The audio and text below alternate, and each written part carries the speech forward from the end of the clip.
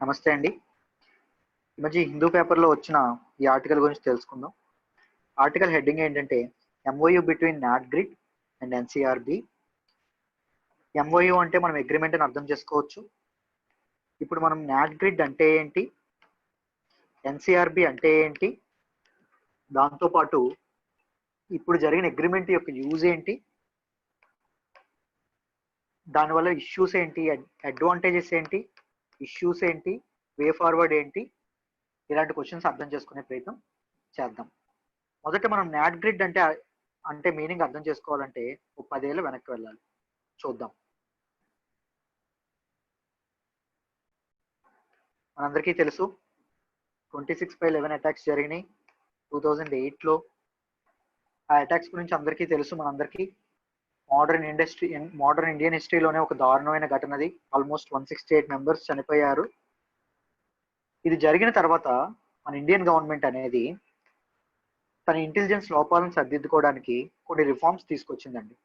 ఆ రిఫార్మ్స్ లో మెయిన్దే ఈ నాట్ గ్రిడ్.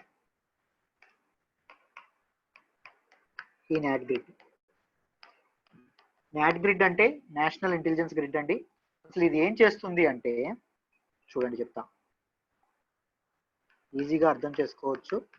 నాట్ గ్రిడ్ అనేది ఏం చేస్తుంది అంటే టెలికాం సెక్టార్ నుంచి, బ్యాంక్స్ సెక్టార్ నుంచి, రైల్వేస్ నుంచి, ఏవియేషన్ వాళ్ళ నుంచి, ఇమిగ్రేషన్ వాళ్ళ నుంచి ఇన్ఫర్మేషన్ కలెక్ట్ చేస్తుందండి. ఇది మొత్తం కలెక్ట్ చేసి ఎవరికి ఇస్తుందయ్యా అంటే ఇన్వెస్టిగేషన్ ఏజెన్సీస్కి ఇస్తుంది. వీళ్ళ దగ్గర నుంచి ఇన్ఫర్మేషన్ అంతా కలెక్ట్ చేసి ఇన్వెస్టిగేషన్ ఏజెన్సీస్ అంటే సిబిఐ కానీ వీళ్ళందరికీ ఇస్తుంది.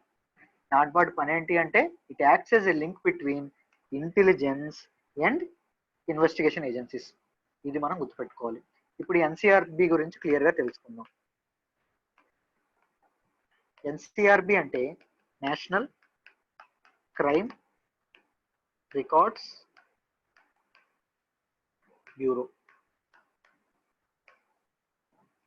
ఇది ఏం చేస్తుంది అంటే మన ఇండియాలో ఉన్న క్రిమినల్స్ అండ్ క్రైమ్ యొక్క రికార్డ్స్ అనేది సేవ్ చేస్తుంది.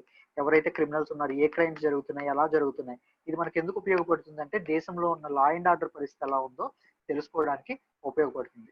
ఇందా మనం మాట్లాడుకున్నట్టే 26/11 అటాక్స్ తర్వాత ఇంటెలిజెన్స్ లోపాలను సరిదిద్దే రిఫార్మ్స్ లో ఫస్ట్ నాట్ గ్రిడ్ ఎలా అయితే తీసుకొచ్చారో, సెకండ్ ఈ ఎన్సీఆర్బి కింద, ఈ ఎన్సీఆర్బి అండర్ లో సిసిటిఎన్ఎస్ అనేది ఒకదాన్ని తీసుకొచ్చారండి.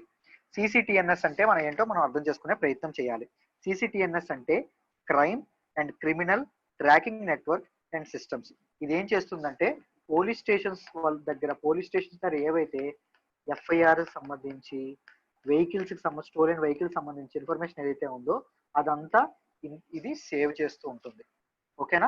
ఇప్పుడు అగ్రిమెంట్ ఏం జరిగింది అనేది చూద్దాం. అగ్రిమెంట్ ఎవరెవరికి జరిగింది అంటే నాట్ గ్రిడ్ ఎన్సీఆర్బి మధ్య జరిగింది. ఎందుకు జరిగిందంటే ఈ ఎన్సీఆర్బి అండర్ లో ఉన్నది ఏం చెప్పాం, సిసిటిఎన్ఎస్. ఈ సిసిటిఎన్ఎస్ యొక్క ఇన్ఫర్మేషన్ నాట్ గ్రిడ్ వాడుకోవడానికి అగ్రిమెంట్ జరిగింది. నాట్ గ్రిడ్ అనేది ఎన్సీఆర్బితో ఏ విధంగా ఒప్పందం చేసుకుందంటే ఎన్సీఆర్బి అండర్ లో ఉన్న ఈ సిసిటిఎన్ఎస్ యొక్క ఇన్ఫర్మేషన్ ని నాట్ గ్రిడ్ వాడుకోవడానికి తెలుసుకుంది. ఓకేనా? I hope it is clear. సరే, దీనివల్ల అడ్వాంటేజెస్ ఏంటి, డిసడ్వాంటేజెస్ అని కూడా మనం తెలుసుకుందాం క్లియర్ గా. అడ్వాంటేజెస్, దీనివల్ల ఏం జరుగుతుంది అంటే సస్పెక్ట్స్ ని ఈజీగా ట్రాక్ చేయొచ్చండి. Track suspects easily.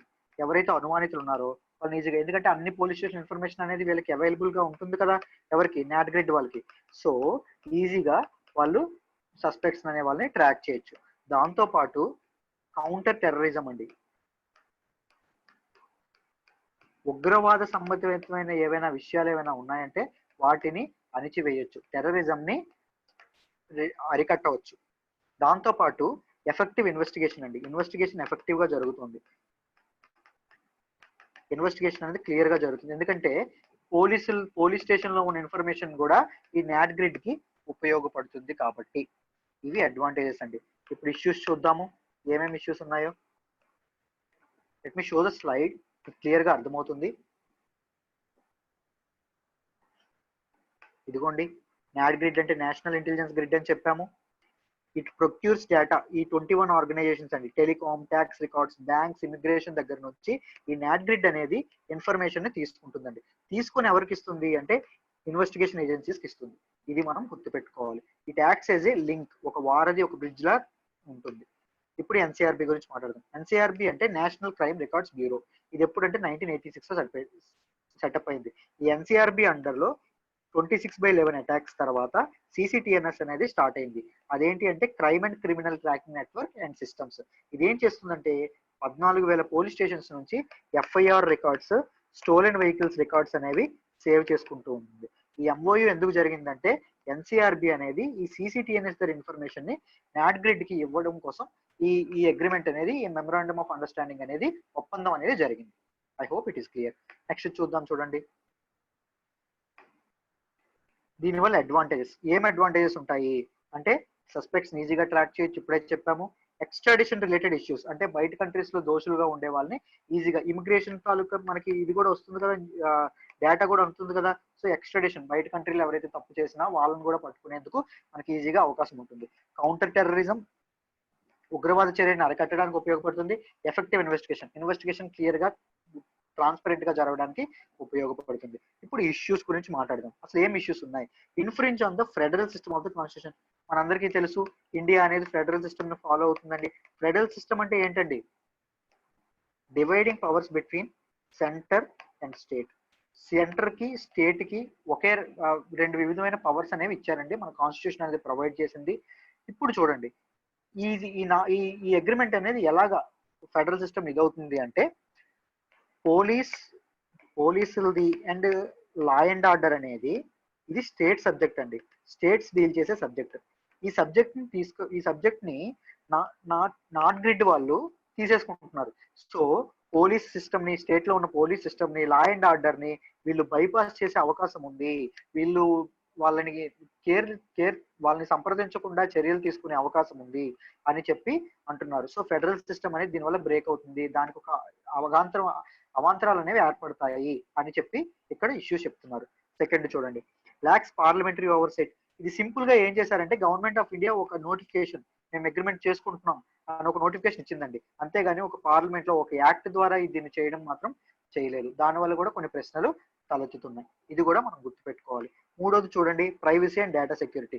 ఇన్ఫర్మేషన్ మొత్తం, ప్రతి ఇన్ఫర్మేషన్ నాడ్ గ్రిడ్ కి చేరుతూ ఉండడం వల్ల ఏమవుతుంది అంటే ఒక యూజర్ తాలూకా ప్రైవసీ అనేది, ఎవరైతే క్రిమినల్ ఉన్నారో వాళ్ళ ఇన్ఫర్మేషన్ వెళ్తే పర్లేదు, కానీ అందరి యూజర్స్ తాలూకా ఇన్ఫర్మేషన్ వీళ్ళు యాక్సెస్ చేయగలరు కాబట్టి యూజర్ యొక్క ప్రైవసీ అనేది భగ్నం అవుతుంది. దాంతో సిటిజన్స్ యొక్క ఫండమెంటల్ రైట్స్ అనేవి కోల్పోతారు, వాళ్ళ ఫండమెంటల్ రైట్స్ అనేవి ఇదవుతున్నాయి, వైలేట్ అవుతున్నాయి అని చెప్పి ఇది ఒక ఇష్యూ కూడా చెప్తున్నారండి. నాలుగోది ఎక్స్పెండిచర్. మనం దేంతో పోరాడుతున్నాం? పాండమిక్ తో పోరాడుతున్నాం, కరోనా వైరస్ తో పోరాడుతున్నాం, చాలా ఇబ్బందులు పడుతున్నాం. ఈ టైంలో ఇలాంటి డెసిషన్స్ తీసుకోవడం వల్ల ఇన్ఫ్రాస్ట్రక్చర్ ఖర్చు పెట్టాల్సిన ఎక్స్పెండిచర్ పెరుగుతుందండి. ఆఫీసులు కట్టాలి, ఓకేనా, టెక్నాలజీ మీద ఖర్చు పెట్టాలి, దాంతోపాటు ఇంకేంటండి జాబ్స్ కూడా ఇది అవ్వాలి. వీటన్నింటి తాలూకు ఎక్స్పెండిచర్ కూడా పెరుగుతుంది అని చెప్తున్నారు. మనం వే ఫార్వర్డ్ ఏంటని అర్థం చేసుకుంటే ఈ ఇష్యూస్ అన్ని అధిగమించగలిగితే నాట్ గ్రిడ్ అనేది ఒక అద్భుతమైన సెక్యూరిటీ సిస్టమ్ లా పనికొస్తుంది. దాంతోపాటు మన కంట్రీ మీద ఎవరైతే టెర్రరిస్ట్ అటాక్స్ చేయాలనుకుంటున్నారో, ఎవరైతే మన కంట్రీని ఇబ్బంది పెట్టాలనుకుంటున్నారో వాళ్ళ నుంచి మన సిటిజన్స్ ని హ్యాపీగా కాపాడుకోవాల్సిన ఇది వస్తుంది, అవకాశం మనకు దొరుకుతుంది. ఐ హోప్ మీకు కంప్లీట్ గా అర్థమైందని అనుకుంటున్నాను. ఒకవేళ ఇలాగే కరెంట్ అఫైర్స్ కంప్లీట్ గా లోతు నుంచి మీరు తెలుసుకోవాలి అనుకుంటే, మీరు నేర్చుకోవాలి అనుకుంటే కరెంట్ అఫైర్స్ ఇన్ఫినిటీ అని మన ఇన్స్టిట్యూట్ ఎల్టీఎక్స్ క్లాసెస్ లో ఉందండి. కేవలం 6,000 రూపాయలకే లైఫ్ టైం వ్యాలిడిటీతో మీరు దీన్ని పొందొచ్చు. లైఫ్ టైం వినొచ్చండి కరెంట్ అఫైర్స్, మీరు ఎప్పుడు కావాలన్నా వినొచ్చు, ఇది గుర్తుపెట్టుకోండి. దాంతోపాటు ఎక్స్క్లూజివ్ గా యూపీఎస్సీ ఇన్ఫినిటీ అనేది ఆఫర్ చేస్తున్నారండి. మన ఇన్స్టిట్యూట్ లో యూపీఎస్సీ ఇన్ఫినిటీ ఫీజు 40,000 అండి. కానీ మీరు ఈ 40,000ని 8 ఇన్స్టాల్మెంట్లో 5,000 రూపాయలు చొప్పున కట్టొచ్చండి. నెలకు 5,000 రూపాయలు చొప్పున 8,000 ఇన్స్టాల్మెంట్లో కట్టొచ్చు. దీనిలో జిఎస్ తాలూకు ఒక్క ఆప్షనల్ తప్ప జిఎస్ తాలూకు అన్ని ఇదవుతాయి. ఇది కూడా అద్భుతమైంది ఏంటంటే లైఫ్ టైం వ్యాలిడిటీ. మీరు ప్రిపరేషన్ జరిగినంత కాలం మీరు ఇక్కడ ప్రిపేర్ అవ్వచ్చు, క్లాసులు వినొచ్చు, లైవ్ క్లాసులు జరుగుతాయి. ఓకేనా? ఐ హోప్ మీకు అర్థమైందని అనుకుంటున్నాను. థ్యాంక్ యూ సో మచ్ అండి. Good night.